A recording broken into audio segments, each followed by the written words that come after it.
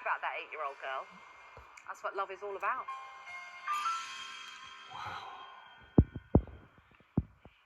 Thank you to broadcaster and Brentford fan Natalie Sawyer for that love letter to her beloved bees. So, Glenn, Dion, I suppose we're thinking about memories from the old Griffin Park for you two instead of scoring at this new stadium. He's played here as well.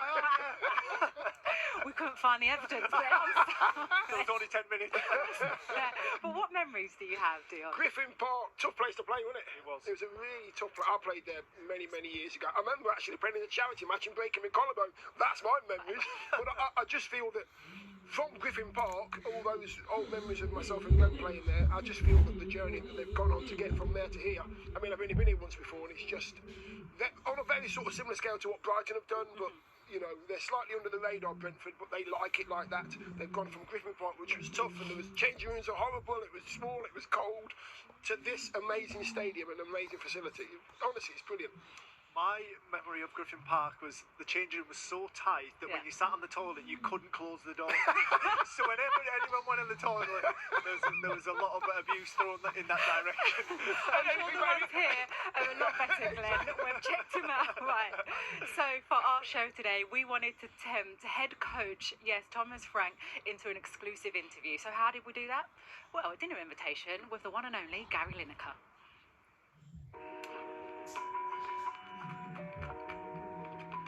I've got Thomas Frank coming for dinner, and I'm being a bit bold because I'm going with fish, and he's a Dane, and they know a lot about fish, so that's probably a little bit dangerous. I'm doing a crab starter, and then I'm going to do a Dover sole au meunier, something like that. How are Thomas Frank is here. How are you? I'm very good. Welcome. Good to see you. Good to see you. Good. This is Filbert. Filbert, how are you? Filbert, can you know why Filbert? No. Filbert Street? Do you know what Filbert Filbert Street is? No, I should. It's the Leicester City's ground Oh, before it was renamed King Power. We learn every day. There you go. Yeah. That's what we're here for. Yeah, exactly. Welcome. Anyway, Thank come you. in. Come in. I'm being very brave. I'm doing fish for someone from Denmark. Fantastic. Took a chance. So, and a good glass of If white? not, I've got a cottage pie in there that I can heat up. That I cooked. What about the white wine? White is okay? Yeah, more than fine. Yeah. Good.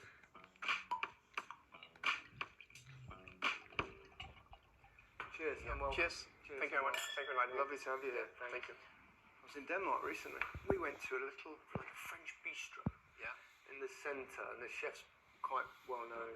And he came over and he went, I really like Micah Richards and Alan Shearer. You didn't tell them. Random, yeah. Yeah, didn't tell them. Of course I didn't. No, of course. No. I told him, well, the chef came up, he said he really doesn't like either. Yeah. Let's try one of these. Yeah, thank you. It's like the crab salad, a little bit of spice. I like it.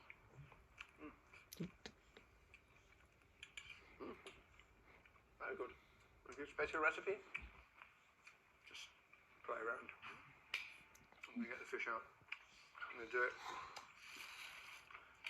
I was chatting to Harry Redknapp yesterday, and I was saying, what's the bug? What's the addiction? Because we're talking about Wayne Rooney and Frank Lampard. They're taking jobs that are really difficult. Yeah. Because they absolutely, obviously, have had the buzz of coaching. Yeah. What is it that draws you in to that? I admire extent? them massively. Me too. For doing that. Those two clubs are tough jobs. I really admire them for that. Yeah. You know, sometimes I'm thinking myself, why is it that you keep going? You keep want to do more. It's the ups and downs. It's ups and downs, and Massive. football is so emotional. And I talk about my 24-hour rule. I can only celebrate for 24 hours. I can only be sad for 24 hours because then we need to go again. Yeah. You're the second longest serving manager in the Premier League. Yeah, that's crazy. After Pep. Yeah, I never You're thought Pep, that. eh? Yeah. Hey. And then he extended his contract. Like, hey, why are you doing that? Where'd you go out? I use my local pub quite a bit. Yeah. Local pub. Yeah, local pub. Yeah. You know, I never thought I should do that, but after I'm almost turning English. It's almost like a Ted Lasso. Yeah, exactly. Right, I'll just leave that and that will come nicely on. What have you made of the season? All quite happy. Yeah. We score a lot of goals, and for a club of our size and budget and all that, that we can produce goal scorers. The culture is interesting because I've heard you talk about that before.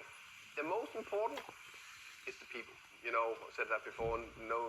I stole that from the All Blacks. What do you mean by that? Because exactly, everyone because can be a head on occasion. All of us. Exactly. Including myself, we all got that tiny, nasty side of us if we get pushed enough, no doubt about that.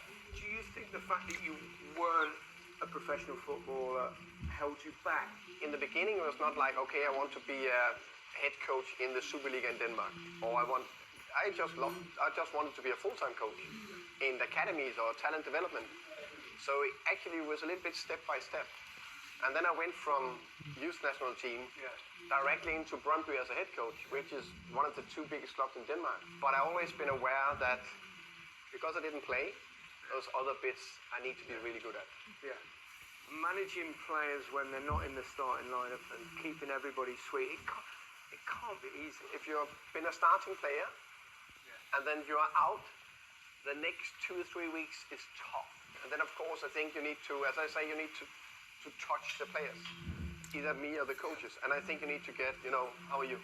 Yeah. And I think that's important. And that would not have existed in my day. Is it hard leaving players out? Yeah, that's by far the hardest thing. Is that the worst thing? I always thought that. It must be, because I know me, I'd be like, I'll leave you out this week, but I'll play you next week. yeah. I'm a whip. This is the skill. Take the bone out, then put it back as it was. Got the sauce here as well. Et voila. What do you say in Denmark? Do you say it like bon appetit? Værsgo. Værsgo. Yeah. Værsgo. Very nice, Gary. Okay. Good. Well done, you. It's not easy talking and cooking. No, Normally I just switch off. I promise you I couldn't do it. My wife, she'll be absolutely hammering me, so I need to stay absolutely focused. Sometimes we've seen that eventually players can not necessarily get bored of the coach, but sick of the sound of his voice, and those sort of things. What do you do to guard against that? I'm sometimes very tired of listening to myself. Are you aware of that? I try to be, Yeah. but of course it's my voice that is the main voice of the training ground. And then I think, can I develop a little bit? So also sometimes can we get a new coach into the coaching team sometimes. I need to change things to also keep myself on it. Hence the slightly shift the season. Yeah. So that's a little bit back to my mindset. I always wanted to play offensive football, and we started last season. So that's one thing. But also to keep developing the team. So this season, for example, we got Mikkel Damsgaard in the team. Give something different to the team, add something, and I think they added a good layer. He's got a real quality about it. Fantastic quality.